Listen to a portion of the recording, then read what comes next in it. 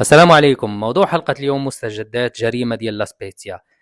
فبعد القيل والقال اللي كثر في الصحف ولات القصة قضية رأي عام في الطاليان. أخيرا القاضي استجوب الدرية اللي هي عطاتهم الأقوال ديالها ديال كيفاش مشى داك الشيء. قالت لهم بأن هاد اليامات الأخرى كانت غيرة كثيرة ديال زهير تجاه الدري المصري بسبب واحد الصورة اللي هي مزورة اللي فيها الدري المصري هو والدرية، وهذا الشيء خلى أن زهير يكون هذاك النهار مغير وجاي بنية القتل كما تنقولوا حنا، ناوي انه يقتل الدري المصري. ومن يدخل قالت لهم مشى المرحاض تبع الدري المصري، من بعد دق في القيسم وعيط عليها هي وقعت ينهج. قال لها اجي، من جات تشوف لقات بين الموس موسخ بالدم والدري المصري في الارض مسكين مقتول. قالت لك بان زهير هذاك الوقت ما بينش الندم، انما بين بانه فرحان على داك الشيء اللي دار وما ندمش. هذا الشيء هو اللي وقع. الدريه ما يمكنش يعرفوا الجنسيه ديالها ولا العمر ديالها لان باقا قاصر، فبالتالي كاين البرايفاسي. وهذا هو اللي وقع هذاك النهار.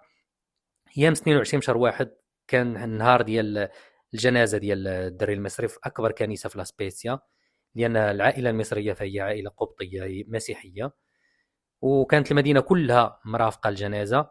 والسينداكو ديال المدينه اعلن بان يوم حداد بالنسبه لاسبيتسيا بسبب هذه الجريمه. فالنصائح اللي ممكن نقول لكم هو ان من اليوم الثقه العمياء ما خصهاش تبقى. يعني راقبوا تزاينوات المحفظات ديال ولادنا، شوفوا هما شنو هازين معاهم، لان داكشي ولا تيخلع الموس ولا بحال التليفون. الدراري كلشي هازين مواس. وثاني حاجه نعلموا ولادنا ان الرجوله ما تتكونش في العنف، انما في التحكم في النفس. فالانسان مهما يكون الوضعيه فما يمكنش يخرج على حياته، فاحسن حاجه هو يتعلم ضبط النفس.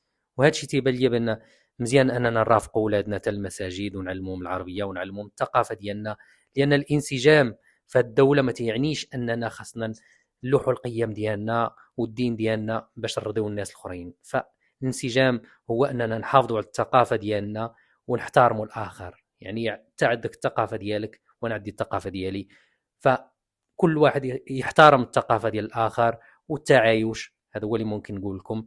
فما يمكنش ولدي انا يجي عشيه ويقول لي بابا خصني نخرج نمشي للديسكوتيك، نقول له ما تعطلش ولدي، يجي مع 3 ديال الليل هكا 3 ديال الصباح نلقاك في الدار. فهادشي ماشي في الثقافه ديالنا. خصنا نعلموهم من يكونوا هما صغار، ماشي تيوصل 19 عام عاد باش نبغيو نربيو وما نلقاو من نربيو. هذا اللي ممكن نقول لكم.